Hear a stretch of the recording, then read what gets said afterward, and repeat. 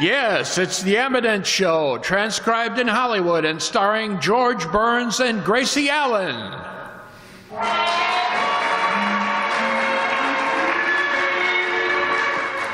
With yours truly, Bill Goodwin, B. Benaderet, Doris Singleton, Hal March, Marvin Miller, Harry Lubin, and the Eminent Orchestra. For healthy laughter, it's George and Gracie. And for healthier teeth with fewer cavities, it's Eminent toothpaste.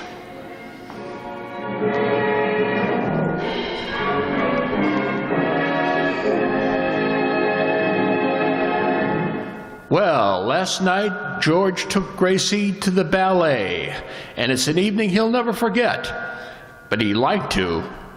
To Gracie, it was a new and exciting experience, and she's still thrilled about it. Oh, gee, everybody was there. Did you notice Bob Taylor and Barbara Stanwyck sitting in front of us? Yeah, that Barbara Stanwyck certainly is gorgeous. Oh, I'll say. Those actors really marry beautiful women, don't you, George? Yes, that we do. And during intermission, there was some very exciting gossip in the powder room. Oh? Well, Mrs. Harris said, I wonder why Sarah Treadwell didn't come to the ballet.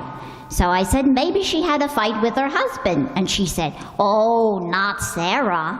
And I said, well, I don't blame her if he's running around with another woman. And so she said, poor Sarah, who'll take care of their 5 children? And I said, well, not that no good husband of hers. Well, it sounds real exciting. Yes, and it would be even more exciting if I knew who Sarah Treadwell was. You don't know Sarah Treadwell? Well, I don't even know Mrs. Harris. Interesting yarn. What did you think of the ballet? Oh, I loved it. Although you dozed off a couple of times. I ate too much dinner. Pickles were delicious. But the dancers were so polite. They danced on their toes so they wouldn't wake you. Well, to show my appreciation, I'll go backstage and teach them how to dance the Peabody. Peabody? What's that? He's a banjo player who's married to Sarah Treadwell. Well, you know the last scene of the ballet disappointed me. You remember how the big, strong, handsome man in tights chased the beautiful ballerina? Yeah. Well, he chased her around the stage like crazy. Well, she ran, and he ran, and she jumped, and he jumped, and she flew, and he flew, and when he finally caught her, boom, down came the curtain. I wish he'd started chasing her 10 minutes earlier. Well, we'll read about it in Luella Parsons' column. Honey, that was the idea of the ballet. When the fella caught the girl, the show was over. Well, it's a good thing Bill Goodwin isn't a ballet dancer. The show would have been over in 2 minutes. 2 minutes? Bill is slowing up. Come in. Hello, George. Hello, Ralph. How are you? Gracie, you know Ralph Hanley? He makes out our income tax every year. Of course. How are you, Mr. Hanley? Fine, thank you, Mrs. Burns. George told me you were coming, so to help you, I figured out our income tax. Oh, you'll find it on the desk. The government owes us $6 million. Mrs. Burns, how did you ever get such a figure? Oh, no starches and plenty of exercise. Lots of fresh air, too. Oh, by the way, Mr. Hanley, how come we never got the $9 million I figured the government owed us last year? They're waiting until next year, and then they'll send us the state of Texas. Ralph, have you had breakfast? Would you like Gracie to scramble you some eggs? Oh, please, George. We're out of eggs. The grocer left us a dozen yesterday. I know, but I heard about a new thing called an egg shampoo, so I tried it. And when I shampooed the eggs, they broke. Just fixing some coffee. All right. So, Ralph, how's the tax look this year? About the same as last. But I've been listening to you sing on the program, and we can deduct for that throat operation. I didn't have a throat operation. I know. But you're going to, aren't you? Just make out the tax. When I need bad jokes, I'll send for my writers. I was only kidding, George. By the way, I see you're getting your money from a new source this year. No, I'm still married to Gracie. Uh-oh, you mean the sponsor, the new sponsor? Yeah, how are they? They're wonderful people. I've been using that Amidon toothpaste, and it's great. Well, thanks, Ralph. George, if you'll give me the canceled checks and records, I'll get busy. But please, don't let Gracie help me this year. Last year, when I took her to have some papers notarized, the man asked her to identify herself.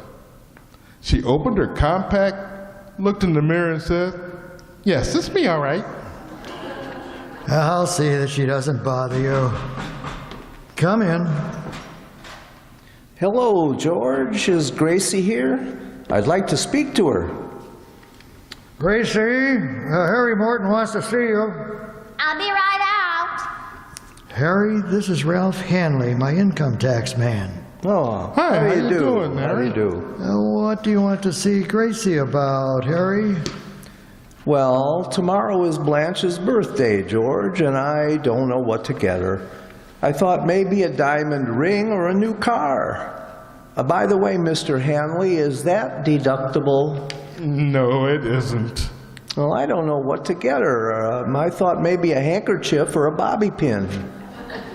Pipe cleaners would be nice. Oh, hello, Harry. Hello, Gracie. George, I fixed some coffee for you, Mr. Hanley. You'll find it on the stove. Thank you. And I thought you'd like something to go with your coffee, so I made you some tea. Good. Now we can dunk. Come on, Ralph. Let's go in the den and get started on the tax. Gracie, I'm trying to decide what to give Blanche for her birthday. Have you heard her mention anything she'd like? No, but why don't you get her a green necklace to match the gold bracelet you got her for Christmas? Well, she's got enough jewelry. Do you think it would be all right if I gave Blanche a pet? Why not? You're married. No. No, I mean something like a dog. Oh, now don't get her a dog. I had one, and he didn't learn to run and fetch a stick. I threw that stick and I brought it back between my teeth 100 times. And that stupid dog just sat there and looked at me like I was crazy. I wonder why. Oh, you're right about the dog, Gracie. Perfume would be nice, or maybe a pretty nightgown. Oh, that's a good idea. I can just picture Blanche in a sheer black nightgown. Me too. Well, there goes that idea. Think of something else, Gracie. Oh, I got it. A television set. Well, my uncle said he just bought a beauty for $12,500. $12,500 for a television set? Well, that included the bar. That's what he really wanted. Hey, I know what I'll get. Blanche has always wanted an alligator bag. I'll surprise her with that. I'll put it in a candy box so she won't guess what it is, and when she opens it up, she'll faint. Oh, this is a wonderful idea. It's nothing. I got 1,000,000 of them. I'll be running along. George, Harry's leaving. Hey, Harry. Before you go, the Friars are giving a sociable Friday night. Would you like to be my guest? There'll be some swell entertainment. Jolson, Groucho, Crosby, Hope, Benny, Cantor, Jessel. I'd love to, George, but I can't Friday. Spade Cooley is on television. Gracie. Yeah, Spade Cooley. Oh, Spade Cooley. He's not on Friday night. No? No, he's on Saturday night. So long. George. Can you imagine a man being that stupid? I know. Isn't he a dope? Spade Cooley is on Saturday nights. Yeah. Well, I'd better get back and help Ralph with the tax. Oh, George, can you ask him how much a woman can deduct for a missing husband? Who's missing? Oh, Uncle Joe, Aunt Clara's husband. And if the government will allow, Gracie, I've seen Aunt Clara. Joe isn't missing. He's hiding. Oh, no, George. He's missing. You see, Uncle Joe's hobby is blowing glass. And every night he'd sit on the back porch blowing glass. And one night he blew a bottle around himself. He sat on the back porch and blew a bottle around himself. Mm-hmm. And in the morning, the milkman took him away with the empties. Gracie, you don't believe that story, do you? Well, why not? Lots of people have back porches. Oh, yeah, I forgot that. And poor Aunt Claire had to support herself by selling homemade bread. That's not easy. Aunt Clara is a smart businesswoman. She didn't sell the bread the same day she made it. She kept it until the next day. Why was that? Well, then it was day-old bread and she could sell it cheaper. Funny, that sounds right to me. Well, Ralph can't help Aunt Clara. He specializes in actors. He just finished Jack Benny's income tax yesterday. When Benny heard the bad news, he went down to Max Factor's and tore his hair out. Do actors have special deductions, George? Sure. For example, the other day you bought stamps to answer my fan mail. That's deductible. Ooh, that's 3 cents I got. Wait a minute. 3 cents? You told me you spent $32.03. Explain that. Well, you know how on the way to the post office you have to go past Bullock's? Yeah. I didn't. Now look. Excuse me, Mr. Burns. I can't go on with your tax until you explain some of these expenses. Now here's an item. $50 for 10 pogo sticks. Why did you buy 10? Well, that's all they had. But Mrs. Burns, what do you want with them? Well, those sticks come in very handy in case you're attacked by a pogo. George, where's the aspirin? You'll find 2 bottles in the bottom drawer of the desk. Thanks. Gracie, just what is a pogo? Well, I don't know, but I couldn't tell him that. He might think I was dumb. Now he thinks you're smart. George, do you think on our tax bill it'll be very high this year? Yeah, but thank goodness for the community property law. Community property law? That's right. What's that? It's a law that says that half of everything I've got is yours, and half of everything you've got is mine. Oh, well then how come I only get 1/4 of what we make? Well, that's the way it works out. I'll show you. Now here in my hand, I've got $1 and change. Half of everything I've got is yours. Here's 50 cents. Thank you. Now, half of everything you've got is mine. How much have you got? 50 cents. Give me $0.25. There. See how that works? Mm-hmm, I see real good. Well, let's do that again, and this time I'll start with $1.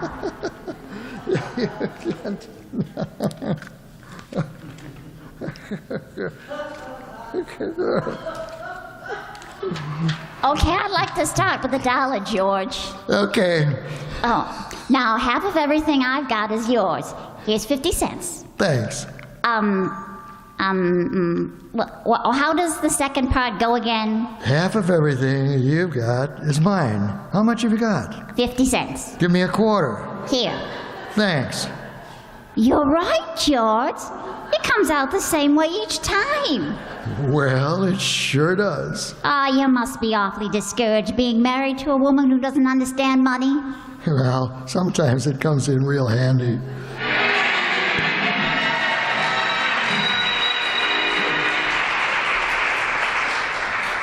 This is Bill Goodwin, folks. Are you reducing tooth decay with Amident ammoniated toothpaste? Just think, until recently, no toothpaste or powder offered you the hope of fewer cavities. Then the great news broke. A sensational discovery to reduce tooth decay. An ammoniated dentifrice, Amident. Magazines and newspapers spread the news. Dentists hailed the arrival of Amident and recommended it to patients. Have you bought Amident for your family? Are your children fighting tooth decay every time they brush their teeth? If not, you're using today the same toothpaste you used a year ago. your toothpaste is not ammoniated. Your toothpaste can do no more to prevent cavities than it did last year. So please, don't delay. Insist on Amident. Amident toothpaste and Amident tooth powder are recommended by more dentists than any other dentifrice.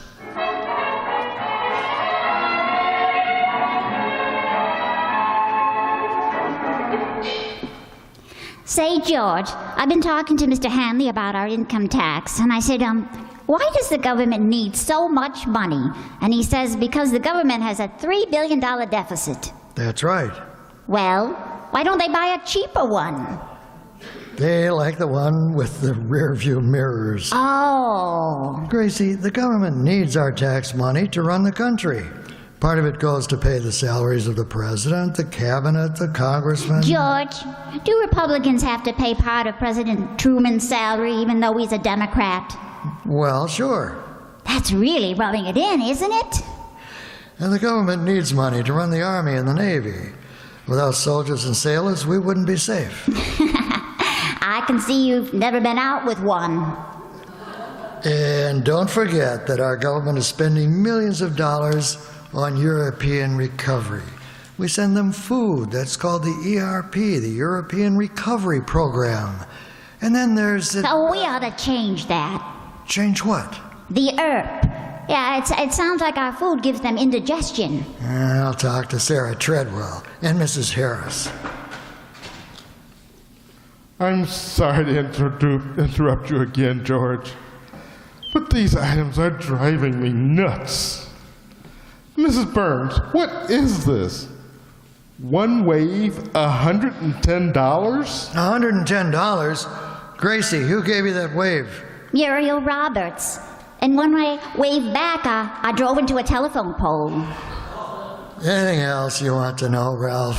Yeah. Give me some more aspirins. Now, what were we talking about? Interesting stuff. The taxes. Right. Well, I know how the government can save a fortune. Do away with the mint. Do away with the mint. Sure, why don't they just get rid of it and Just do away with it? Yes. Yes. Why print money? Why not buy ready-made? That's an idea. We could buy it from China. I hear their money is very cheap. Yes, we can get them in Macy's basement. And another way our government can save money is stop printing stamps. We don't need them anyway. My sister Bessie mails letters every day and never uses a stamp. Then they must be returned. Well, that's the idea. Bessie's crazy about the postman. I wish Bessie would get married. You have, come in. Hello, Burnses. Hello, Bill. How are you, Bill? You still in love? More than ever, Gracie. It was just a week ago today that I met Ann Nelson. I went to buy her some flowers. As I was standing there waiting for them, I realized that this was the only girl for me. She really got you, huh? Oh, man. Will you meet this florist? You fell in love with the florist? It's a good thing you buy your cigarettes from a machine. Bill, what happened to Anne? Well, certain people said I was interested in Ann just for her money. Who said that? Her banker, when I checked her account. So, Bill, you mean to say that you walked into the florist shop and fell in love with a girl just like that? Oh, no. There was some dialogue first. I said, "Hello, miss. I'd like to buy some flowers." She said, "Roses are nice." And I said, "Fine." She said, "How do you like the stems?" I said, "Gorgeous. And the rest of you is cute, too." And we were engaged. Well, there's nothing like a nice long courtship. Gee, what a sweet girl, George. She gave me a carnation for my buttonhole. Now that's a silly trade. What will she do with your buttonhole? Press it in a book. Say, Bill, I was wondering. Press it in a book. Yes, I know, George. Well, Bill, I'm going to ask the Mortons over for dinner tomorrow night. It's Blanche's birthday. How about you and your girl joining us? We'd love to, Gracie. Good. I'll phone Blanche. By the way, Bill, what's the girl's name? Mona Knox. It used to be Ethel Knox, but the gasoline companies paid her to change it. My first name used to be Asbestos, but they paid me off too. Now, boys, please, I'm phoning. Hello?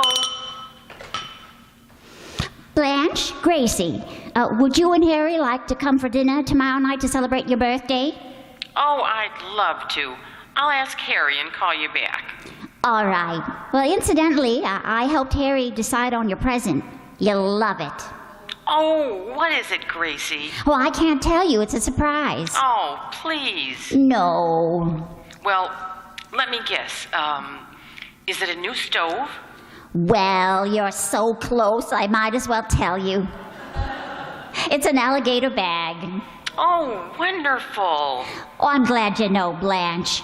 He was going to put it in a candy box, and I was afraid you might eat it. Yeah. Well, I'll call you back, Gracie. Bye. Bye. Harry, Gracie just invited us over there tomorrow night for my birthday dinner. Oh, murder. I hope Gracie doesn't bake you a cake. Remember that soggy thing she baked for George's birthday last year? Now, Harry, it wasn't her fault George's cake was so soggy. No. It had so many candles, he couldn't blow them out, so he had to turn the hose on them. Why don't you stop exaggerating? George isn't as old as he looks. He couldn't be.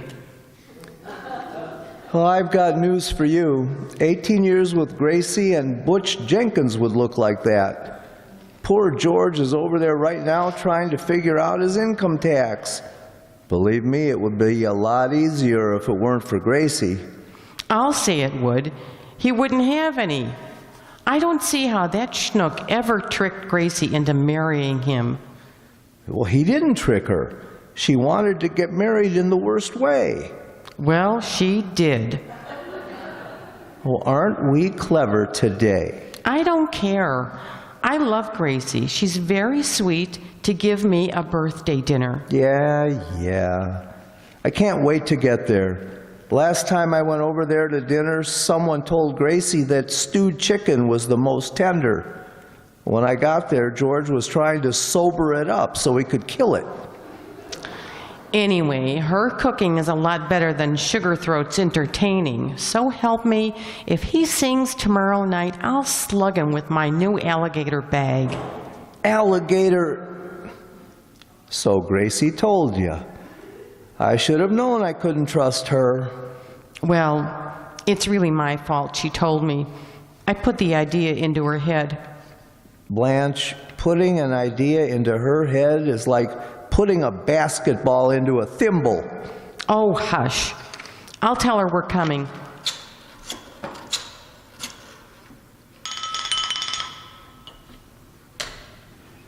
Hello? Gracie, this is Blanche. We'll be there for dinner tomorrow night. Oh, good. We'll expect you, Blanche. Oh, and, what kind of mince do you like? Wintergreen or clove? Why? I'm making a hot mince pie. We're on a diet, Gracie. See you tomorrow night. Goodbye. Bye. George, where did Bill go? His girl Mona is sitting out in the car. I told him to bring her in. Oh, isn't it wonderful? At last, Bill is really in love. I hope he doesn't meet anybody on the way out to the car. What a guy. A new romance every week. George, it's me again. Mrs. Burns, can you explain this item? One rubber boot for a left foot, $10? Well, what do you want explained? Why did you buy it? It was a bargain. I got it for half of what a pair would have cost. But why did you buy one left boot? I've only got one left foot. Satisfied, Ralph? Oh, sure. I'll go ahead and finish the income tax. Income task? Hey, Ralph, you're going in the closet. No, Pardon me. I'm a little worried about that guy. Did you notice that dazed look on his face? Ah, that's nothing. Almost everybody I talk to has that look. Well, I'll tell you, I'm still... George and Gracie, I'd like you to meet my fiancée, Mrs. Knox. Mona, this is Mr. and Mrs. Burns. Ah, hello, Mona. It's nice to meet you. Yes. Bill has told me all about you. He said you've been working for him for almost 10 years. That's what Bill told you? Yes, he says you're a wonderful announcer. Bill, this may come as a surprise, but I'm thinking very seriously of leaving you. George, Gracie, come here a minute. Play along with me. I'm trying to make an impression. I got it. Mona, we're gonna all play along with Bill. Gracie! Mona is not in on this. Oh, sorry, Mona.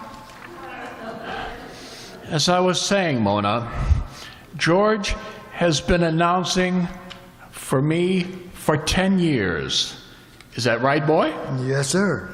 Boy, I say funny things. I'm a comedian. and what do you do, Mrs. Burns? Oh, well, I help my husband. He's one of the greatest announcers in the radio business, has a beautiful voice. Oh, I'd love to hear it. Won't you show me what you do, Mr. Burns? Oh, he'd be glad to. Are you preventing tooth decay with eminent ammoniated tooth? Take it, George. Paste. Eminent tastes delightful. It leaves your teeth bright and sparkling, your mouth feeling fresh and clean. Eminent is a grand wake-up tooth. Paste. Eminent is recommended by more dentists than any other dentifrice. Give your entire family the protection of eminent ammoniated tooth. Would somebody hand me a glass of water? Here.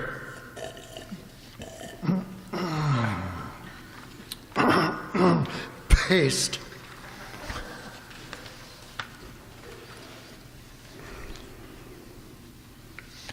Okay, now, George, that's enough.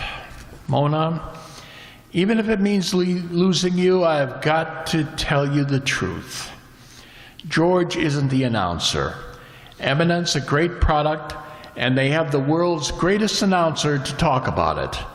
But I'm just too modest to tell you it was me. Yes, Mona, he's a real shy boy. Mr. Burns, if you're not the announcer, what do you do? Well, sit down and show us, Sugar Throat. And if I call you Buttercup, the dandelions might eat you up. So buy a ring and change your name to mine. That's what I do. Oh, so you're the sound effects man. No, I'm the script girl. I've got another item here, Mr. Burns. Folks, I want you to meet Mr. Hanley. How do you do, Mr. Hanley? Well, I'll be right in, Ralph. And see you tomorrow night, Bill. We're having the same dinner we had the last time you were here. So will you stop by the Brown Derby and ask them to send over a bottle of bourbon? Ah, stewed chicken again, huh? Excuse me, I'll go in and see Ralph. Say, George, who's the guy with the loose shingles? One of Gracie's relatives? Nah, he's our tax man. He's trying to figure out Gracie's check stubs. Oh, well, that explains it. Come on, Mona. So long, George. Bye. 4 years with the Pee Wee Quartet, and she calls me a sound effects man. I'd love to call you Rose, dear, but roses fade away. Roses die when wintertime is dead. I'd love to call you Daisy. I don't think Ralph Hanley should do our taxes. He's too nervous. You know, he asked me why I bought 1,000 ping pong balls, and when I told him, he seemed upset. Well, why did you buy them? Well, I used them instead of mothballs. They don't smell up the closet. But they don't kill any moths. Oh, yes, they do. When the moths bite into them and there's nothing there, they starve to death. Don't let anybody steal this idea. I'll get it. Hello. George, this is Harry Morton. I'm coming over to help you with your income tax. I've got a tax man. You had one. He just jumped out your window and he's running down the street. Thanks, Harry. Gracie, come over here to the window. Look at Ralph Hanley running down the street. My, he's really flying, isn't he? Yes, and do you know why? Oh, sure. He's got to get that tax to Washington by March 15th. Yeah, that's what I mean.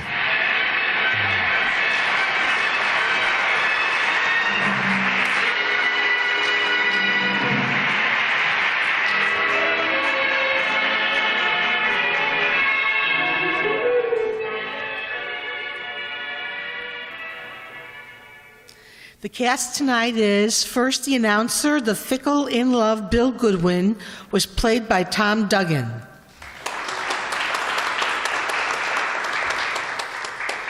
Gracie Allen was played by Donna Amesmeyer.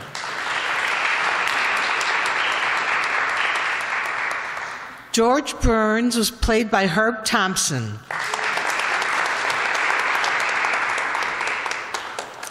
Ralph Hanley, the overtaxed taxman, was played by Andre Dixon.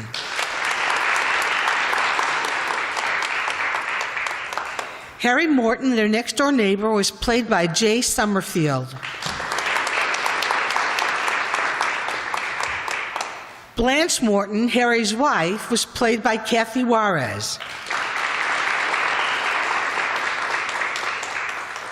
Mona Knox, Bill Goodwin's girlfriend at the moment, was played by Nell Brennan.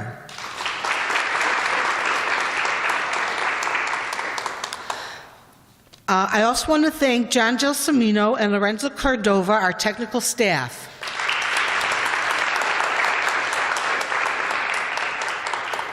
I want to thank Ellie Babka, who wasn't able to be here today, for being our liaison with the Riverside Township Board, and she makes all the copies of our scripts for us.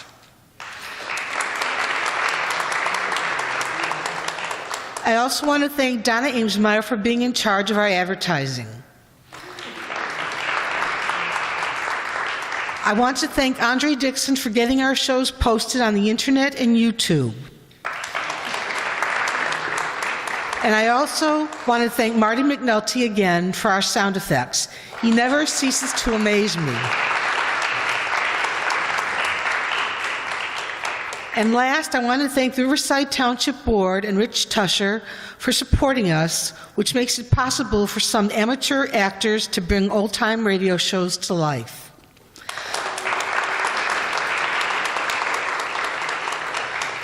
Our next show will be directed by Jay Summerfield on April 22nd, the fourth Friday of the month, not the last Friday of the month. Jay?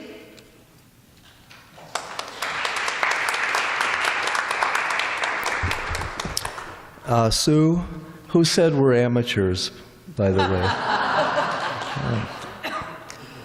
way? Seems like April is my month, so next month, we'll be presenting 2 shows, possibly more. One of them is a Father Knows Best show called Aunt Martha at the Ball Game. Of course, next month, April, is when the baseball season really gets underway.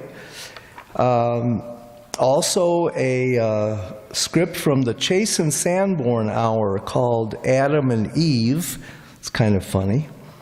And possibly 1 or 2 others. And since it is baseball season, and since I am a baseball fan, we might reprise, I say might, we might reprise something that's become somewhat of a tradition here, Abbott and Costello's Who's On First.